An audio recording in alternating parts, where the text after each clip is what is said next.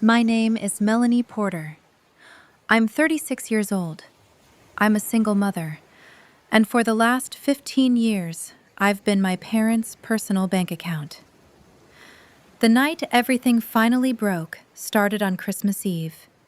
Snow was falling hard in Fargo, North Dakota, the kind of thick, quiet snow that muffles the world and makes everything look softer than it really is. The porch lights of my parents' house glowed yellow through the storm, and as my daughter Ava and I walked up the steps, I still carried a small, stupid hope in my chest. Maybe this year would be different. Maybe she wouldn't say anything cruel in front of my child. Maybe, just once, I wouldn't feel like I owed them my existence. Ava squeezed my hand as we stood on the porch, her boots already soaked at the edges.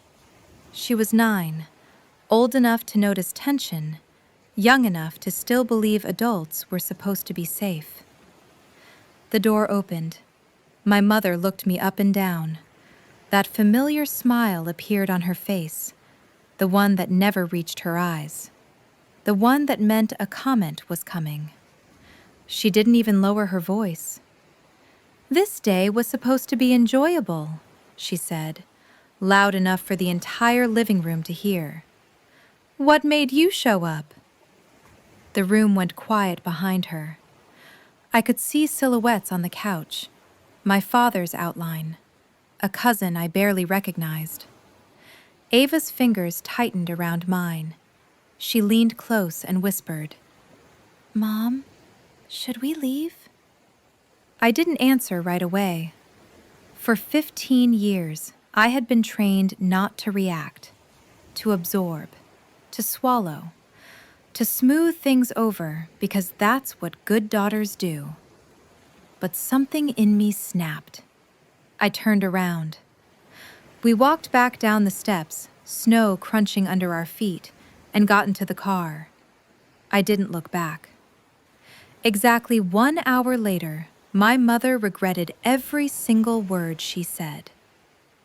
If you've ever been the family member everyone expects to pay while treating you like garbage, don't touch that skip button, because what happened next changed everything forever.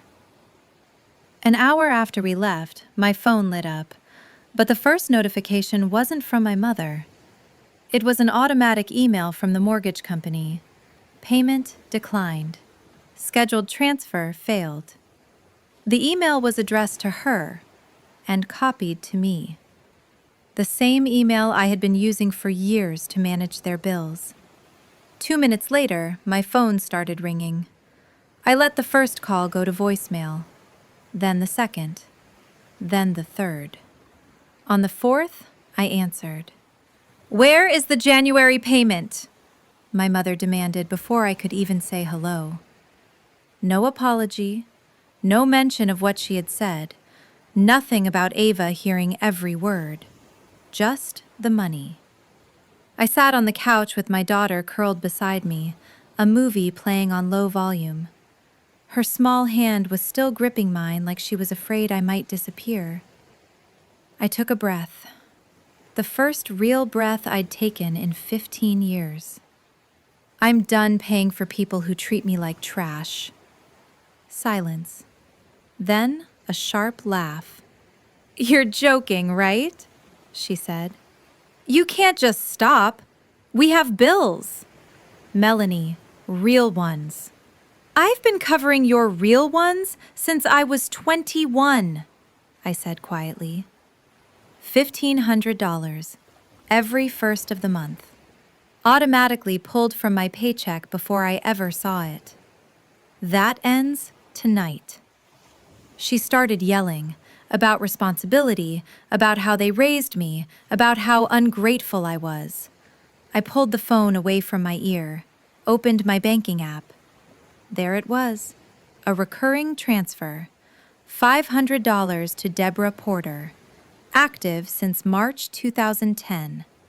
One tap, cancel. Confirmation screen. Done.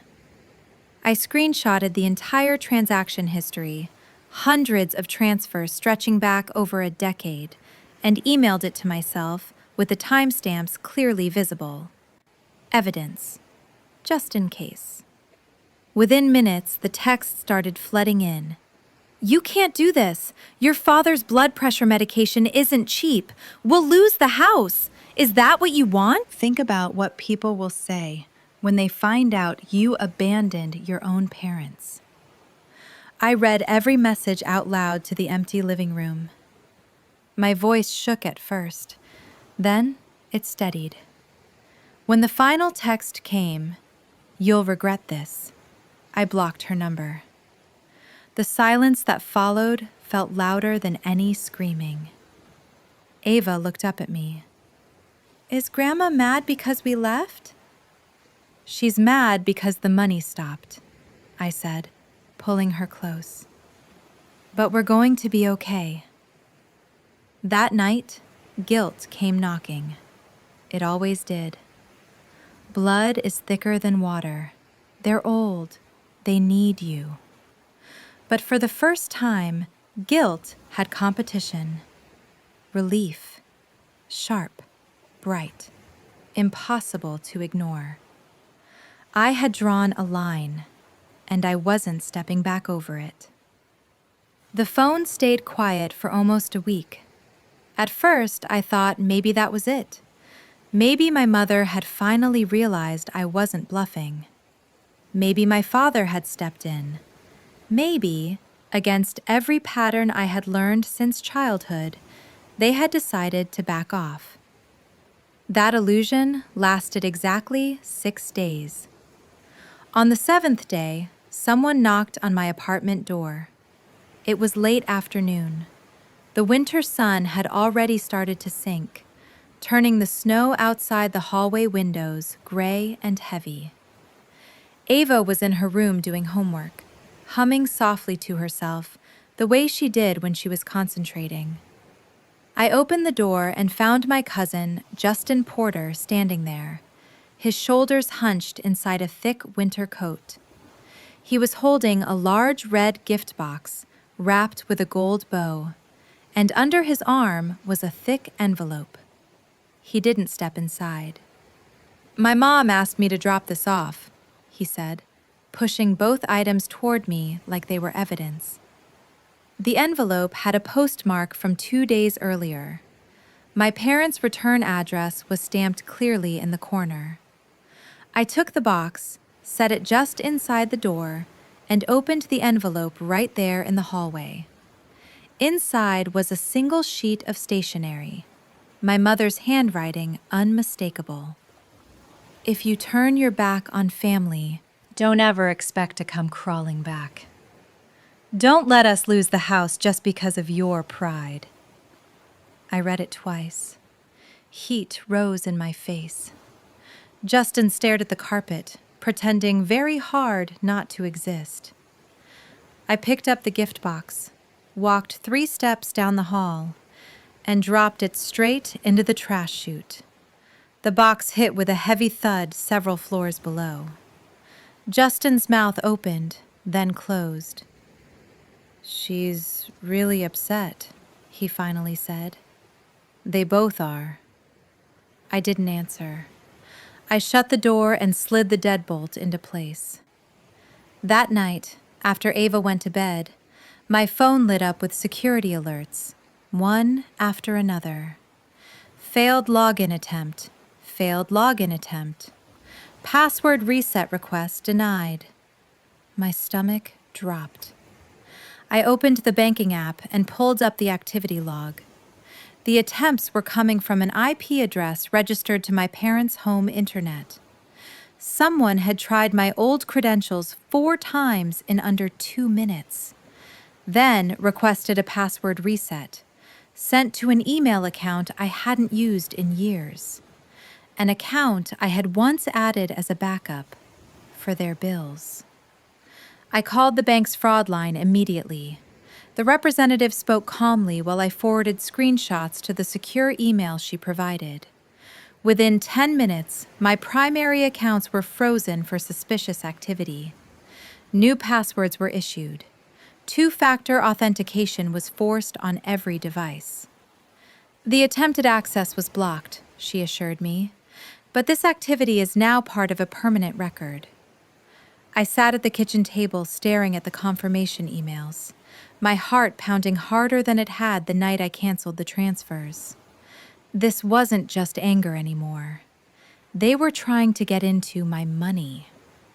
Before bed, I created a new folder on my laptop, Evidence.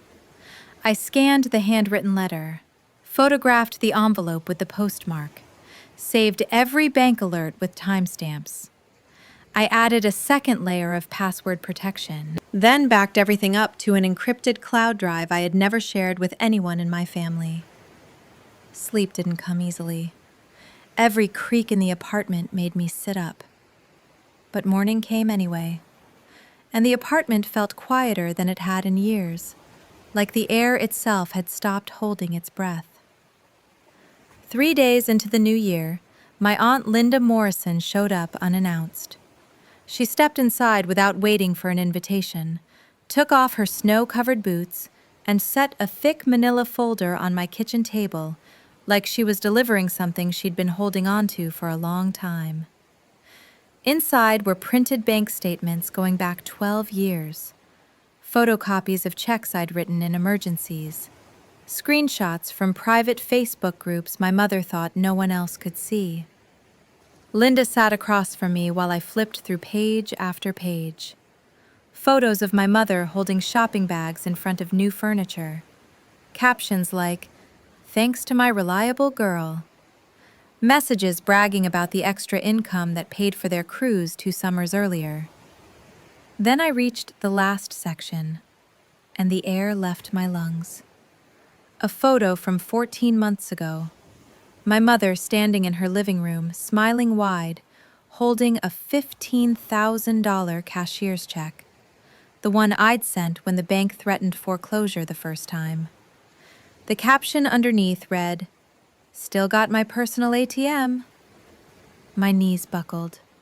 I slid out of the chair and onto the floor, tile biting into my legs. Everything I had told myself for years, that they needed me, that I was helping, that this was my duty, collapsed in a single image.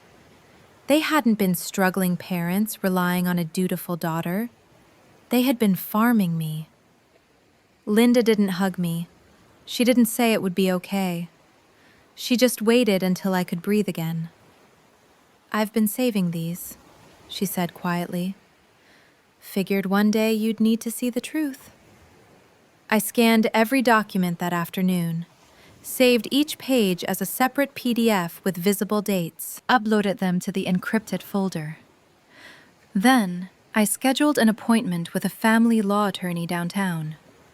4 days later, I got an email from the Fargo Police Department, official logo, case number. The subject line read, "Report filed regarding unauthorized withdrawals." My parents had walked into the station that morning and claimed I had been stealing from a joint household account for years, and suddenly stopped without permission. I sat in the parking lot of Ava's school, hands shaking so badly I nearly dropped my phone. Then I turned the car around, picked Ava up early, and drove straight downtown with the evidence binder in the passenger seat. The officer flipped through the pages. Bank alerts, the letter, screenshots of my mother calling me her ATM. 15 years of voluntary transfers I had initiated and could cancel at any time. He closed the binder. "Ma'am," he said, leaning back, "this is very clear." He paused. "They've filed a false report. That's a misdemeanor in North Dakota." Then he added, "You also have grounds for harassment. I recommend filing for a protection order today." I filled out the paperwork with steady hands. Temporary orders were issued immediately. No contact, no coming within 500 feet of me or Ava. The full hearing was set for 3 weeks later. That night, Ava asked the question I had been dreading.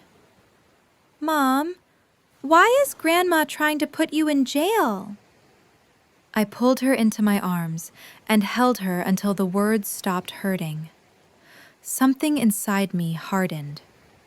I wasn't scared anymore. I was done being the victim in their story. 3 days later, I met my lawyer. He looked at me and said calmly, "Today, we take control." And for the first time in my life, I believed him. The morning after I met with my lawyer, I woke up before my alarm. The apartment was still dark, the kind of quiet that only exists before a city fully wakes up. Ava was asleep in her room, curled around her stuffed rabbit, breathing slow and steady. I stood in the kitchen, holding a mug of coffee I hadn't taken a single sip from. For the first time, I wasn't reacting anymore. I was deciding. For 15 years, everything I did with my parents was defensive. How to calm them down, how to smooth things over, how to keep the peace just long enough to survive the next month. That phase of my life was over. If they wanted a war, they had picked the wrong version of me. My lawyer, Nathan, didn't sugarcoat anything. "This only stops if we build a clean, airtight record," he said. "Not emotional, not reactive, documented." So that's what I did. Every morning before Ava woke up, I spent 30 minutes organizing evidence. Emails labeled and timestamped, screenshots renamed by date and source, police reports scanned and uploaded, bank alerts logged in a spreadsheet. I printed hard copies and stored them in a fireproof box in my closet. Then I made 2 backups, one encrypted cloud folder, one external drive I kept at my best friend Brooke's house. No gaps, no assumptions, no trust left to chance. The cease and desist letter went out that same afternoon. Certified mail, signature required. It demanded they stop contacting me, stop making false statements, and stop attempting to access my financial accounts. It warned that any further contact would be used in court. For 24 hours, nothing happened. Then my phone exploded. Not from my parents, from everyone else. A new family group chat appeared. Prayers for Deborah and Gregory. Within minutes, messages poured in. "How could you do this to them? They're old. They're sick. Family doesn't abandon family." Someone posted a photo of my parents sitting on their couch, looking sad, wrapped in blankets. The caption read, "When your own child turns her back on you." I didn't reply. I screenshotted everything, sent it straight to Nathan, then blocked the entire chat. Silence followed, but it didn't last. That evening, an unknown number texted me. "I heard what they're doing. It's Kayla, your sister." My hands shook so badly I had to set the phone down. Kayla. I hadn't spoken to her in 12 years. She was the one who left early. The one my mother said didn't care about family. The one who chose herself. I typed back, "Is this really you?" 3 dots appeared, disappeared, appeared again. "Yes, I'm sorry it took me this long." We texted for hours. She told me she'd been added to the family chat by accident, that she recognized the patterns immediately, that she had left because Mom told her I hated her, said I thought she was a burden. I felt something crack open in my chest. All those years, we'd been played against each other, divide and control. Kayla told me she had saved emails, letters, messages. "I always thought I might need them one day," she wrote. "If you want them, they're yours." I stared at the screen long after it went dark. For the first time, I wasn't standing alone. 2 weeks later, Kayla called. Hearing her voice, older, steadier, felt surreal. We didn't waste time on small talk. She told me everything. How Mom had borrowed money from her, too. How the guilt had been constant. How walking away had nearly broken her, but also saved her.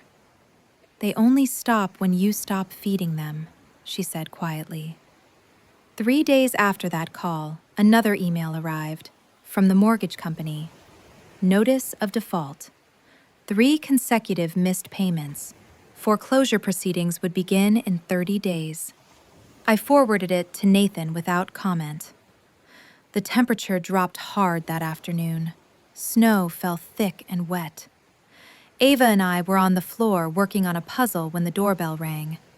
Through the peephole, I saw my mother standing on the mat. No coat thick enough for the weather. Her cheeks were red, her eyes already glassy. I opened the door just enough to speak. She started talking immediately. "Melanie, please. We're going to lose everything. Just let me see Ava for 5 minutes." Ava appeared behind me, peeking around my legs. My mother reached forward like she might step inside. I held the door firm. "No." The word came out calm, solid. "You don't get to use her to fix what you broke." Her face collapsed. "How can you be this cruel?" she sobbed. "After everything we did for you." "You mean everything I did for you," I said. 15 years, hundreds of thousands of dollars. And the first time I said stop, you tried to put me in jail. She begged, she cried, she blamed. Snow gathered on her shoulders while she stood there. Ava tugged my sleeve. "Is Grandma okay?" I knelt down, kissed the top of her head. "Grandma needs to go home." I looked back at my mother one last time. "Go. The next time you come here, I call the police."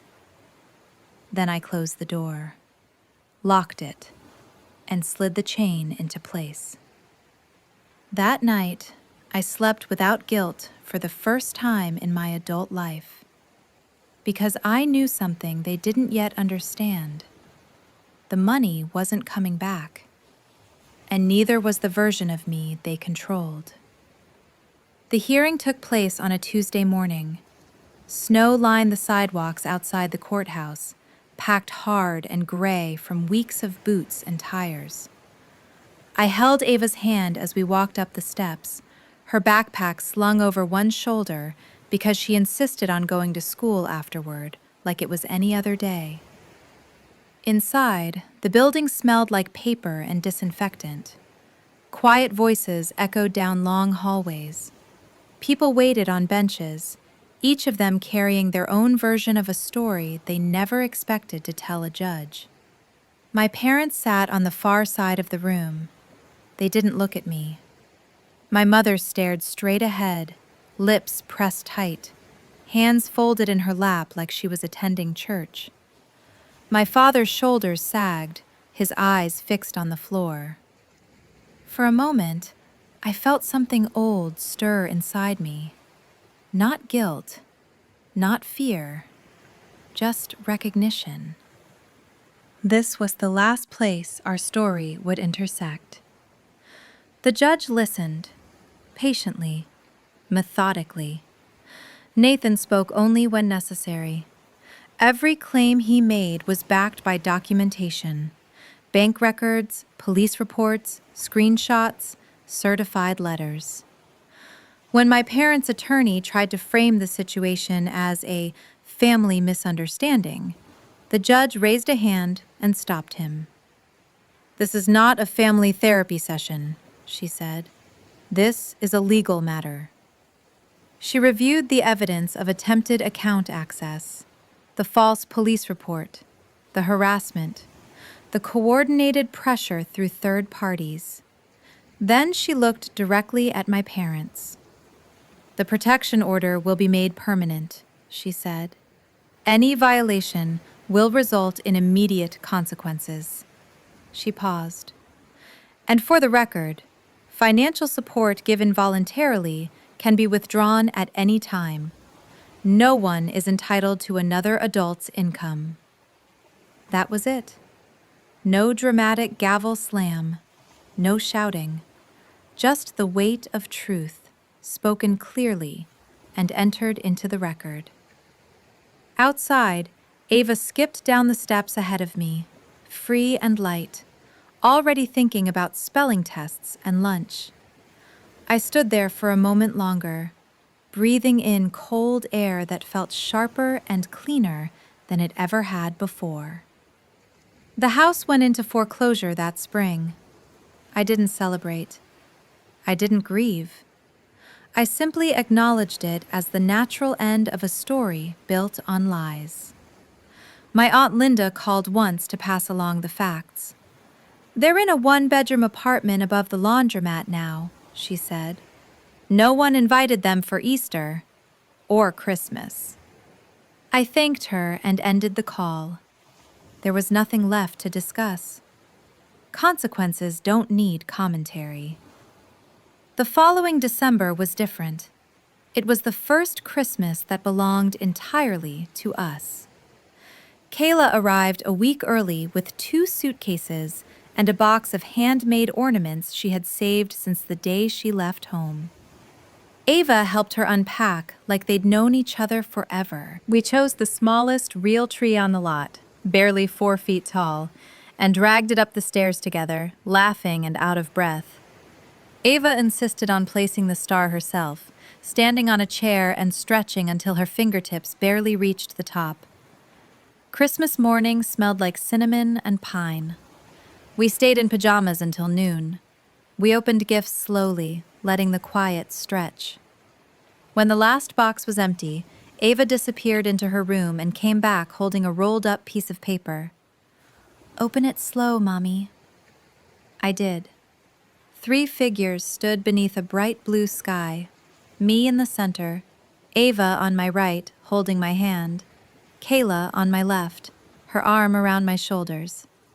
At the top, in careful purple letters, Ava had written, "My forever family." I couldn't speak. Kayla leaned her head against mine. Ava curled closer, satisfied with the silence. That night, as snow drifted past the streetlight outside our window, I realized something that would have terrified me years ago. I was no longer useful to anyone who wanted to hurt me. And that was freedom. If you're listening to this and you recognize yourself in any part of my story, the guilt, the pressure, the invisible expectation to sacrifice until there's nothing left, I want you to hear this clearly. Walking away is not cruelty. Setting boundaries is not betrayal. You are not responsible for people who choose to harm you and call it love. Family isn't defined by blood or obligation. Sometimes the smallest family, the one built on safety, respect, and peace, is the strongest one you'll ever have. Thank you for staying until the end. If this story touched something in you, if it made you feel seen or less alone, share your thoughts in the comments. Have you ever had to walk away to save yourself? Have you found your real family in a place you didn't expect? I read every message, and your story matters too.